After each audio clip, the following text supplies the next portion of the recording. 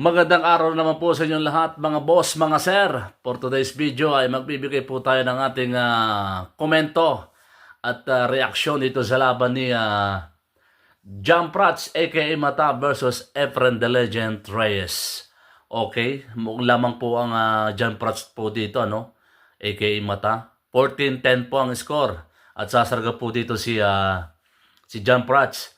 Panoodin po natin kung ano nangyari sa labang ito. Ayan, at sasargo po si John Prats. At mukhang madumi po ang mesa, no? Panay pulbo siya.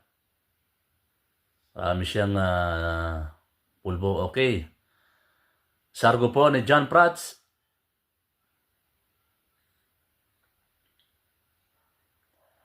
Ayun, at wala pong nahulog sa sargo ni John Prats, ano?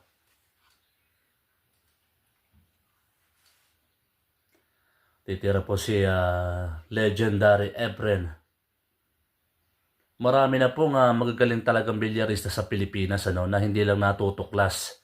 At meron naman pong isang bilyarista, ang John Prats aka Mata, ang sumubok dito sa galing ng ating The Legend, Efren Bata Reyes.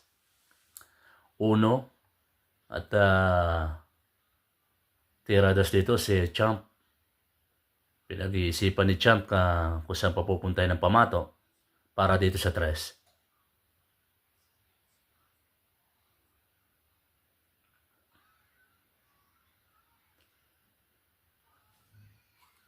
Okay. Tira tres si Champ. At mukhang marami din pong manonood, ano? May mga bata rin, ano? Uy, na-break yung 4 pero hindi lumabas ng ayos, ano? Walang lusot ang 4 at sumangga sa 5.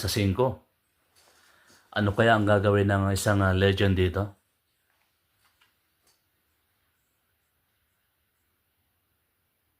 Mukhang madami lumilipad na, ano, sa may ilaw, ano? Ito yung mahirap sa mga dayo-dayo ng mga ano sa probinsya. Marami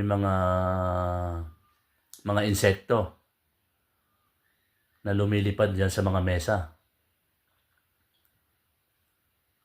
Pe-blessing to ni Champ. Ayun na nga. At pinilesi ni Champ, ano?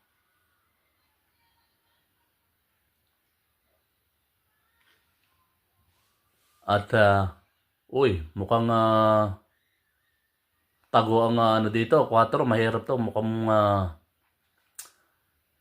bad shotan to. Ano kayang gagawin dito ni John Prats?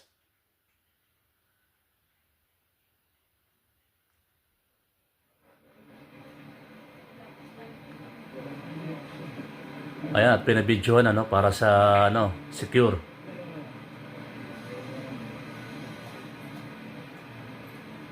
Oy, walang sinabi ang referee ng spotter dito kung ano. Mukhang natatawa si Champ dito, no?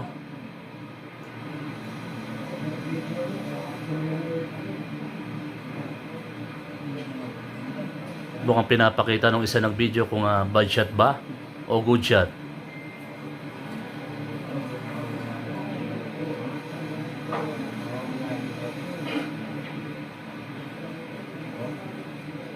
Una 8 pare. Una 8. Uy, sabi ng isa, 1-8.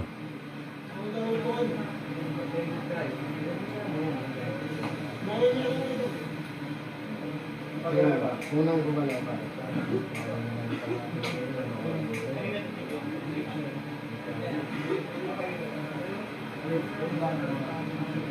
Dito hindi na makikita din. O tinitingnan nila ng ayos dito yung ano, yung video.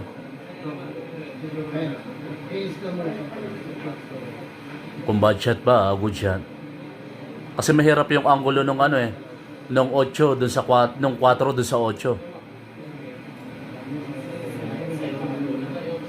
Ha? Ito may slow motion dito kahit ano hapon nila kanina yan, kung hapon nila nila.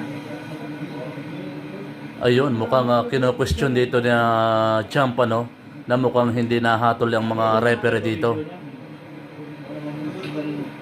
Dahil sinasabi ni Champ dito, kung hahatol daw ang referee, hindi naman humahatol ang mga spotter.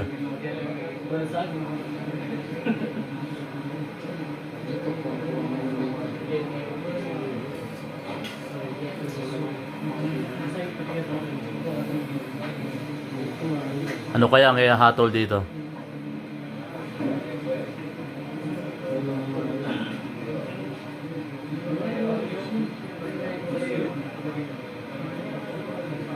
Yes, yes.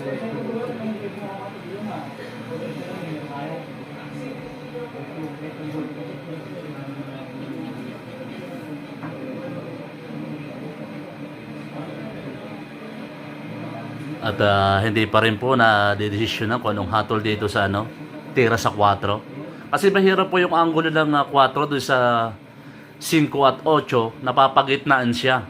Napaka hirap nun kung siguro napaka nga doon sa slow mo, doon sa big screen siguro kung mas maganda yon para mas makita ng ayos yung slow mo doon sa big screen. Kaso, sa cellphone lang to.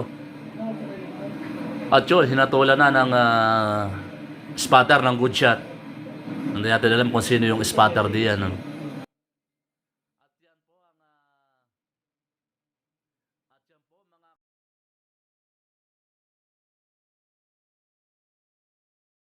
Hinatulang po ng good shot ng spotter o sino man ang referee dyan sa laban na yan. Ano po sa tingin nyo dito mga boss, mga sir, ang tamang hatol dito? At mukhang natatawa si Champ dito dun sa hatol na yun, ano? Kasi napakahirap po nung angulo na yun. At nasa gitna. Wala tayong magagawa. At hinatulan ng spotter ng referee na good shot yung tirang yun. Pero kung sa big screen yun, magandang tingnan yun eh.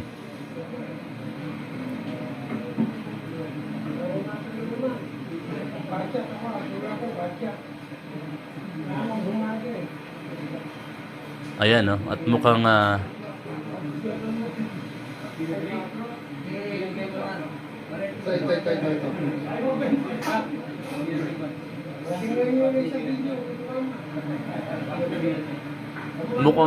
mukhang hindi nagsasalita mga spotter, ano? Natatawa na lang si Champ dito.